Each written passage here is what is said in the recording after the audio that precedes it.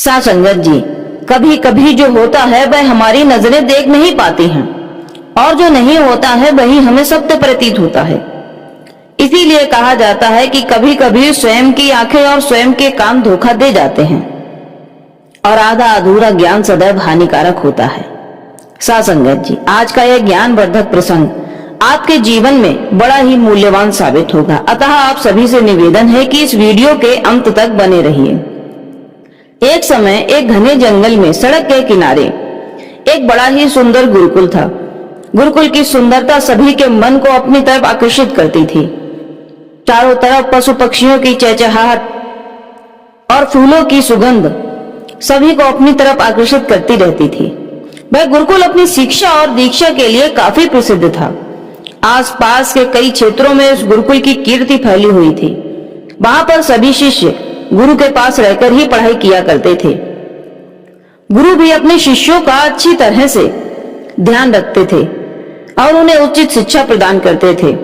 सा संगत जी, एक समय की बात है, अंधकार संपूर्ण वातावरण को अपने आवरण में छुपा रहा था।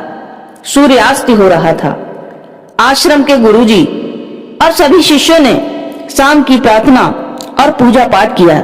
इसके पश्चात गुरुकुल के श्रेष्ठ गुरु ने अपने एक प्रमुख शिष्य को अपने पास बुलाया और उसे एक दिव्य पुस्तक देते हुए कहा कि इस पुस्तक को पुस्तकालय के भीतर जाकर बाईं तरफ एक संदूक रखा है, इस संदूक में उस पुस्तक को रख देना।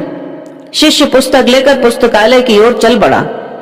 जब वह पुस्तकालय पर पहुंचा तो हड़बड़ाहट और घबराहट से तुरंत वापस आ गया और घबराते हुए स्वर में बोला कि हे गुरुजी, पुस्तकालय के भीतर तो सर्प बैठा है। मैं डर के कारण पुस्तक को संदूक में नहीं रख सका, कुछ उपाय बताएं। गुरुजी बोले, कोई बात नहीं, मैं तुम्हें सांप भगाने का एक मंत्र देता हूं। तुम पुस्तकालय के अंदर जाना और इस मंत्र का 2 बार मन से उच्चारण करना। इसके बाद सांप खुद ब खुद भाग जाएगा। अब गुरु ने शिष्य को सांप भगाने का मंत्र बताया। अब शिष्य ने पुस्तकालय के अंदर जाकर वैसा ही किया। 2 बार मंत्र का उच्चारण किया और थोड़ी देर तक सांप के भागने का इंतजार किया, किंतु थोड़ी देर बाद वह शिष्य घबराकर वापस लौट आया और बोला कि गुरुदेव, सांप तो अपनी जगह से हिला भी नहीं। लगता है मंत्र का उस सर्प पर कोई असर नहीं हुआ है। सा संगत जी, आफत और घबराहट इंसान की सभी इंद्रियों को बेकाबू कर देती है, अतः ऐसी स्थिति में किया गया कार्य सदैव असफल हो जाता है।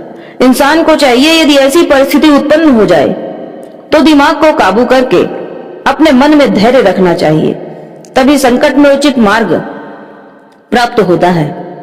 शिष्य की घबराहट देखते हुए गुरु ने कहा कि हे वत्स, कोई बात नहीं, शायद तुमने मंत्र का उच्चारण घबराहट में श्रद्धा पूर्वक नहीं किया होगा, इसीलिए वह सर्प वहां से नहीं भागा। हे वत्स, ऐसा करो, एक और आखिरी बार जाओ और पूरे मन से मंत्र का जाप करना। शिष्य दोबारा से हिम्मत जुटाकर पुस्तकालय में पहुंच गया और गुरु के आदेशानुसार पूरे तन मन से मंत्र का उच्चारण करने लगा, किंतु वह सर्प अभी भी वहां से हिला नहीं था। अब तो शिष्य को बड़ी चिंता सताने लगी और वह चिंता बस गुरु के पास आकर बोला कि हे गुरुदेव, सर्प तो वैसा का वैसा ही पड़ा है, वहां से भागने का नाम ही नहीं ले रहा है, मैं क्या करूं? गुरुदेव ने कहा कि वत्स, घबराओ मत, तुम अपने साथ एक जलता हुआ दीपक लेकर पुस्तकालय के अंदर जाओ। वह सांप दीपक की रोशनी को देखकर खुद ब खुद भाग जाएगा। अब तो शिष्य ने ऐसा ही किया।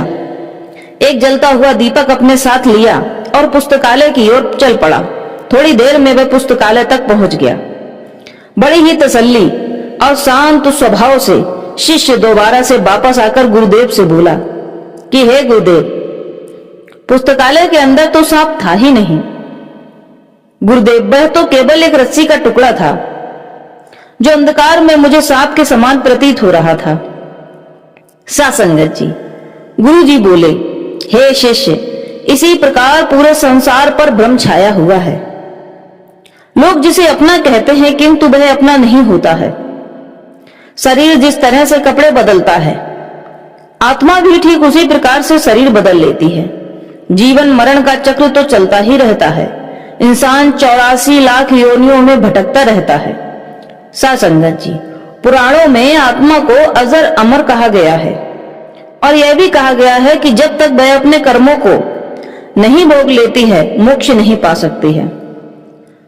तब तक वह पुनर्जन्म के चक्र में पड़कर जन्म लेती ही रहती है। गीता में आत्मा के आकार के बारे में एक बड़ी ही अच्छी बात बताई गई है।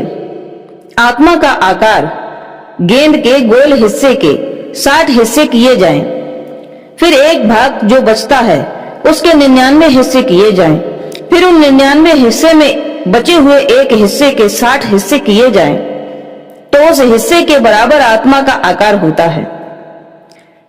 इतने छोटे हिस्से को भला कैसे काटा जा सकता है? इसीलिए कहा जाता है आत्मा को काटा नहीं जा सकता है। हम इस बात को यूं भी कह सकते हैं कि आत्मा का आकार एक गेंद के गोले के हिस्से का 3,52,83,600 वाला जो भाग है वह होता है। तभी शिष्य ने पूछा, गुरुजी योग किसे कहते हैं?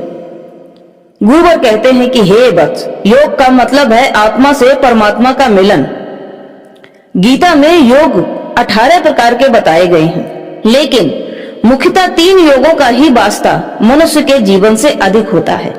यदि ये 3 योग, नंबर 1 ज्ञान योग, नंबर 2 कर्म योग और नंबर 3 भक्ति योग, मनुष्य अपना ले और अपने जीवन में इन्हें धारण कर ले, इन योगों का अच्छे से पालन करे, तो उसे अपनी जिंदगी में कभी भी पछताना नहीं पड़ेगा।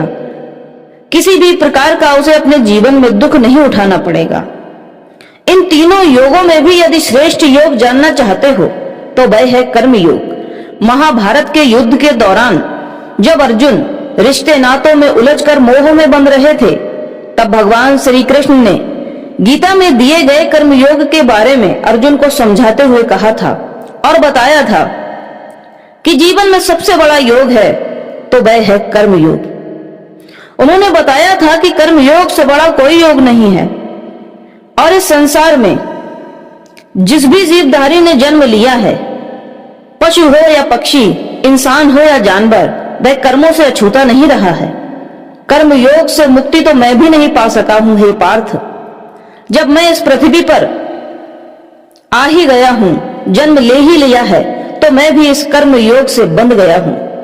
हे वत्स, जो लोग ऐसे भ्रम में पड़े हुए हैं, उनके भ्रम को, मन में उठने वाले अंधकारमयी विचारों को ज्ञान रूपी दीपक और शिक्षा रूपी प्रकाश से ही दूर किया जा सकता है। तभी शिष्य ने कहा कि हे गुरुवर, भ्रम कहते किसे हैं? आखिर यह भ्रम होता क्या है? गुरुदेव बोले कि हे वत्स, भ्रम का तात्पर्य होता है सत्य पर असत्य का आवरण। यह भ्रम तब तक दूर नहीं होता है जब तक ज्ञान रूपी आवरण हमारे पास ना हो। जैसे सूर्य का स्वभाव प्रकाश है, जल का स्वभाव शीतलता है, अग्नि का स्वभाव उष्णता है, इसी तरह से आत्मा का स्वभाव सच्चिदानंद, नित्या और निर्मलता है। हे वत्स, मनुष्य जब साधनों को लूटने में मस्त हो जाता है तो शक्ति से धीरे धीरे नष्ट हो जाता है और वह कर्महीन बनता ही चला जाता है। विपत्ति आने पर उसके पास सिर्फ देखने के अतिरिक्त और कुछ नहीं बचता है। इसलिए प्रत्येक मनुष्य को चाहिए कि उसे कर्म योग अपनाकर अपने कर्मों को उचित कामों में लगा लेना चाहिए। यह उसकी मुक्ति का प्रमुख मार्ग है। सासंगत जी, आज का यह ज्ञानवर्धक प्रसंग यदि आपको पसंद आया है तो वीडियो को लाइक कीजिए, चैनल को सब्सक्राइब कीजिए, साथ ही साथ खुश रहिए, अपने आसपास रहने वाले लोगों के साथ खुशियां बांटिए, क्योंकि यही जीवन का मूल मंत्र है। परमपिता परमेश्वर सदैव आप पर अपनी दया, कृपा, अनुकंपा बनाए रखें। धन्यवाद।